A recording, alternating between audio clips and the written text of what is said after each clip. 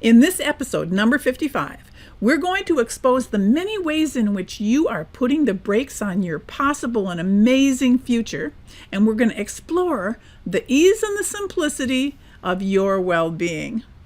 Hi, I'm Carrie Fox, and I help people get their mojo back, whether it's after falling completely down the rabbit hole, after some trauma or a heartbreak that's devastating, or when anything knocks you temporarily off your feet. But before we get into today's episode, let's review my motto, which is to live in harmony with the infinite wisdom that dreamed you into being. And that means that when you are able to look at the world from that point of view, you're also able to see your blocks and resistance from that higher perspective. So let's start by looking at your daily talk. Are you telling yourself a story about the way you want your life to be, the way you want to be? Or are you defending how bad it is without everything that you want?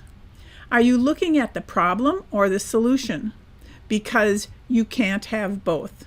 You can feel, therefore vibrate the energy of lack, problems, or struggle, or you can vibrate and feel at the energy of hope and trust and vision and well-being.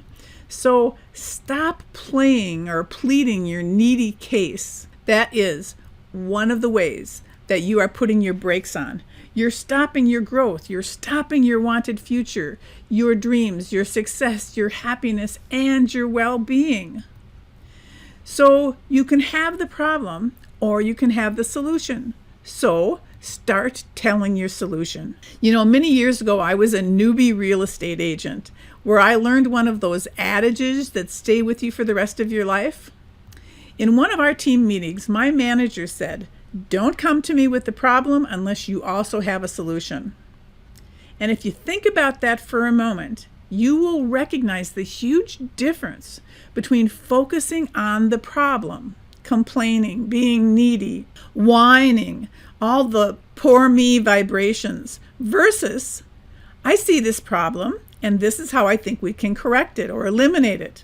You can stop complaining and you can start being creative, because in that energy of creating, there is hope and future looking and inspiration and a feeling of well-being. And the simple step to make that transition is to feel as good as you can where you are right now in this moment. So what can you cleanse? Are you holding yourself in bondage? Are you holding yourself down? Well, what if you could see your well-being? And what if I told you that it is as easy as it is for you to breathe? Would you accept that thought or would you resist that thought? Is life wearing you down? Is your life harder than you want it to be? Are you starting to feel broken and wounded? Do you have deep-seated resentment? So what are you going to do about it? How are you going to release yourself from bondage? How are you going to stop putting on the brakes and stopping your happiness?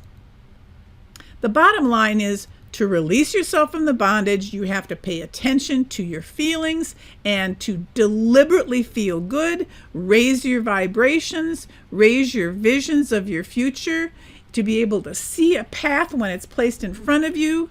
And when you get a glimpse of the beauty of your well-being and the beauty of your dreams. So you can choose ease or struggle. You can create a new story. One way to do that to write a new story is to recognize how you feel when you are doing something that you love to do. When you are dancing or running or writing or sailing or skiing or painting or singing, whatever is your bliss, that's where your ease is. Find that and remember that feeling and bring it into your present moment, because your present moment, your right now, is all that matters. Your story of yesterday's struggles or problems does not need to step into today with you. It does not need to step into this moment, and you do not need to bring it with you into your tomorrow.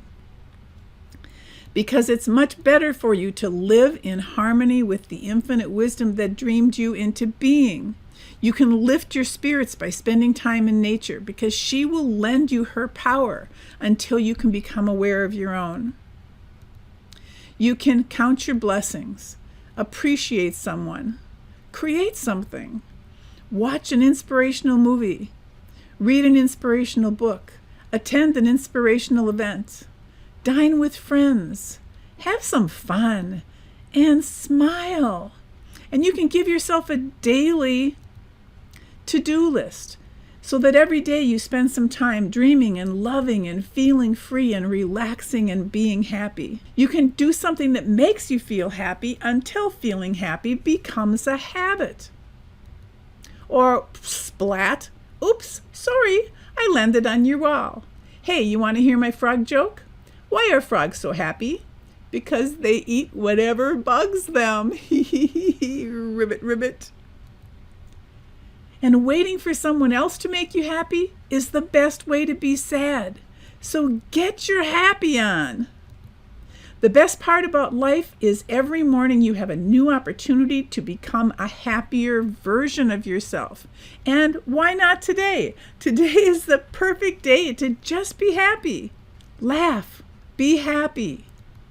Like this guy.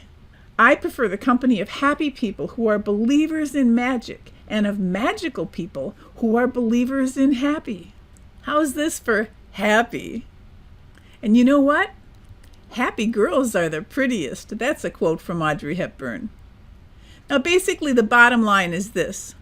There is something bigger going on.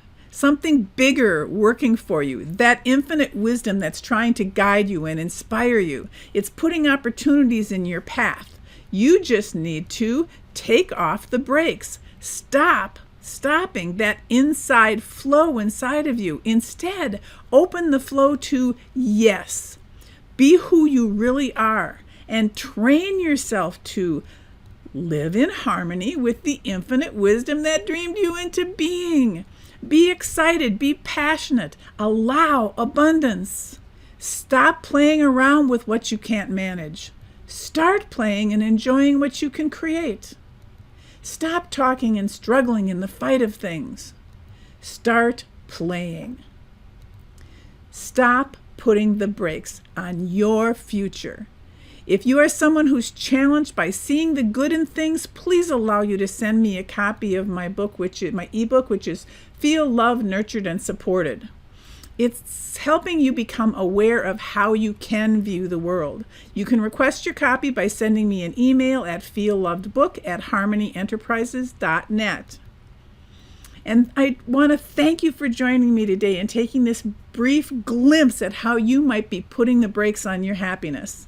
And until next time, I'm Carrie Fox with Harmony Enterprises, reminding you to live in harmony with the infinite wisdom that dreamed you into being, and stop putting your brakes on your future.